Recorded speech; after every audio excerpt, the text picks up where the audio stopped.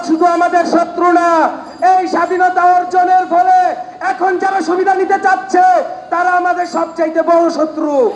শুধু ইন্ডিয়া না, স্বৈরা শাসককে হটিয়েছি। যদি প্রয়োজন পড়ে আবারও ছাত্ররা মাঠে নামবে।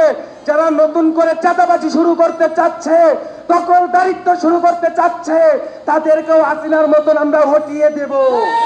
ছাত্ররা রক্ত দিতে ভয় পায় না। আপনারা মনে করবেন না ছাত্ররা ঘরে চলে গেছে।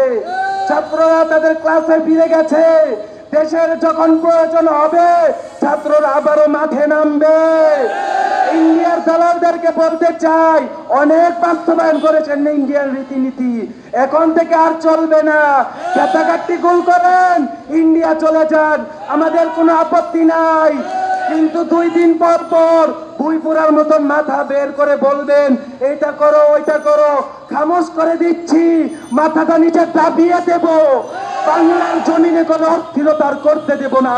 ভারত আগে থেকে কোনো সতর্কতা না দিয়ে তারা না জানিয়ে বাঁধগুলো খুলে দিয়েছে, যার প্রেক্ষাপটে চট্টগ্রাম অঞ্চলে, ফেনী অঞ্চলের একাধিক সংখ্যা গরিষ্ঠ অঞ্চল প্লাবিত হয়েছে এবং হাজার হাজার কোটি টাকার ক্ষয়ক্ষতি হয়েছে। এবং শুধু ফেনী অঞ্চলে সীমাবদ্ধ না বিষয়টা, উত্তরাঞ্চলে যে ফারাক্কা বাঁধের মাধ্যমে উত্তরাঞ্চলকে মরুভূমিতে পরিণত করা হয়েছে এবং বাংলাদেশে ভারত থেকে যে 54টি নদী প্রবেশ করেছে তার প্রত্যেকটিতেই ভারত বাঁধ তৈরি করেছে। বাংলাদেশের 300-র মতো নদী শুকিয়ে মৃত প্রায় অবস্থা।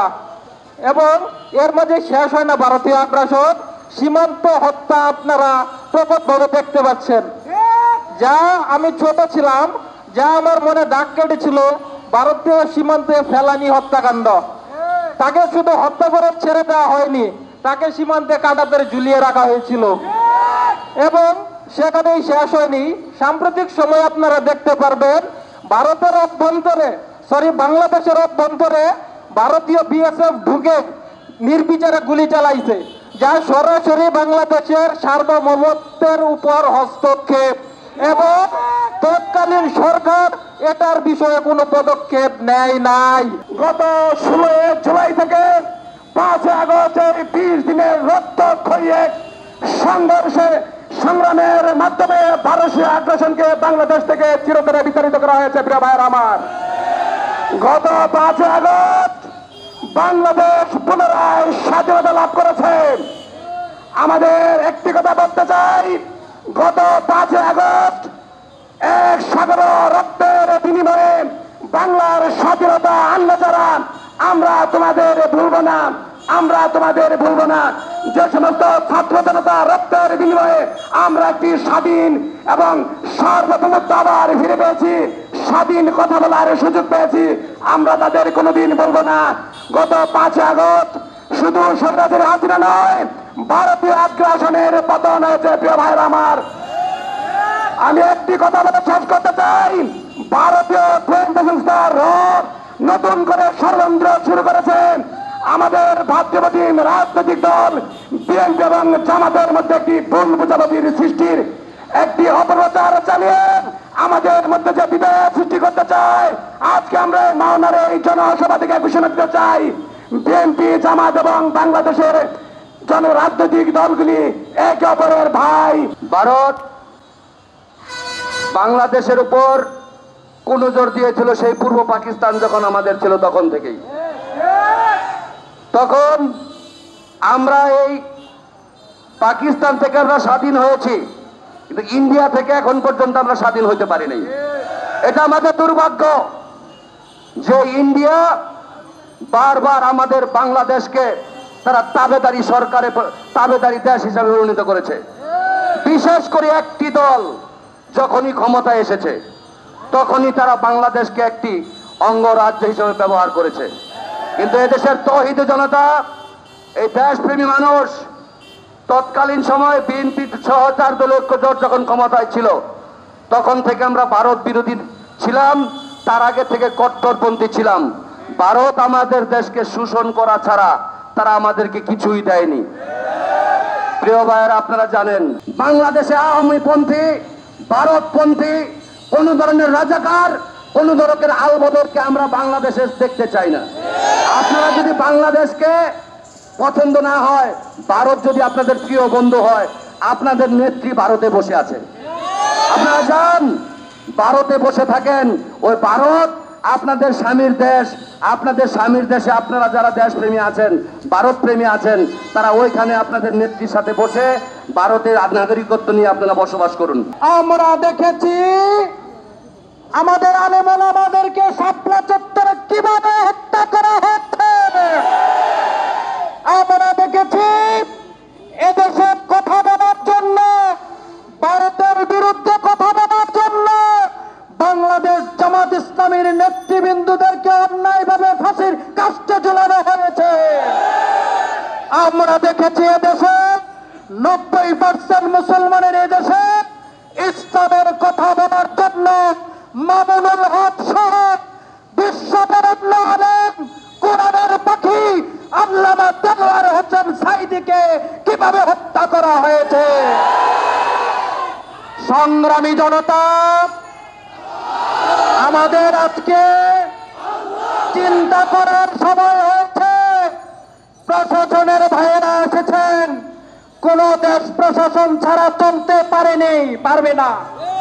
কিন্তু আমরা 5 তারিখে লক্ষ্য করেছি প্রশাসনের ভাইয়েরা মানুষের জনরোষের ভয়ে থানায় থাকতে পারে নাই, থানা থেকে পালিয়ে গেছে।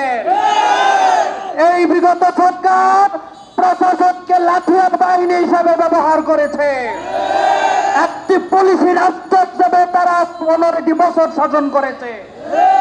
আমরা বাংলাদেশকে জনতার বাংলাদেশ গড়তে চাই।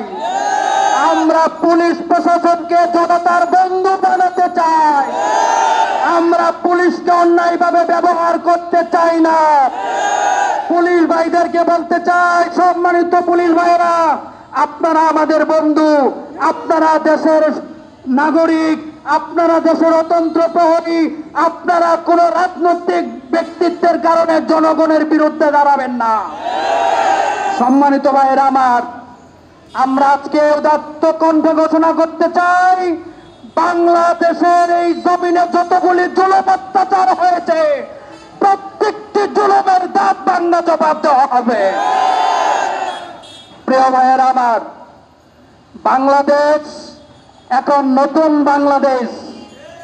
এই বাংলাদেশের রূপকার হচ্ছে তামাম ছাত্ররা। এই বাংলাদেশের নতুন বাংলাদেশের রূপকার তাওহীদি জনতা। যেখানে অন্যায় সেখানেই প্রতিরোধ। আমরা আর কোন অন্যায়কে বরদাস্ত করব না বাংলার জমিনে। আমাদের বাংলাদেশের সর্বোচ্চ শিক্ষা অঙ্গন, শিক্ষা বিদ্যাপীঠ ঢাকা ইউনিভার্সিটির মধ্যে যদি কোরআনুল কারীমের চর্চা তিলাওয়াত বন্ধ করে দেয়া হয় এবং সেই শিক্ষা অঙ্গনে নিত্য অশ্লীলতা, বেহায়াপনা, বেলল্লাপনার জারি করা হয়, তাহলে দ্বিতীয়বার এর কোন পুনরাবৃত্তি হলে বাংলাদেশের সাধারণ তাওহীদি জনতা যে কোনো অ্যাঙ্গেল থেকেই হোক, যখন এই ডাক আসবে কোরআন প্রেমী, সুন্নাহ প্রেমী এই আজকের রাসূলের দলেরা প্রত্যেকটা সেক্টর থেকে ডাক ভাঙ্গা জবাব দিয়ে দেবে। আপনারা জানেন ঢাকা ইউনিভার্সিটির মধ্যে কোরআন তিলাওয়াত করা যায় না। বাংলাদেশ স্বাধীন ভূখণ্ড, কোরআনের কথা বলা যায় না, মাইক কেড়ে নেওয়া হয়। আমি সজ্ঞানে সুস্পষ্ট ভাষায় বলতে চাই, এখন তো কথা বলছি, কোথায় হারিয়ে গেলেন? মাইক বন্ধ করে দেন। কোথায় চলে গেলেন? মাইক কেড়ে নিয়ে নেন। আমরা জানি কোরআন বিদ্বেষী কিছু ইহুদি নাসারাদের দালালেরা বাংলাদেশের মধ্যে এই তাওহীদি জনতাকে নিয়ে তারা ছিনিমিনি খেলতে চায়। আমরা তাওহীদি জনতা ৭১-এর মতো নতুন করে ৫ই আগস্ট যেভাবে ছাত্র জনতার আন্দোলনকে আমরা সামনের দিকে এগিয়ে নিয়েছি, নতুন বাংলাদেশ গড়ার লক্ষ্যে আমরা আবারও যখন তখন যেখানেই ডাক আসবে আবারও ৫ই আগস্টের মতন ঝাঁপিয়ে পড়বো ইনশাআল্লাহ।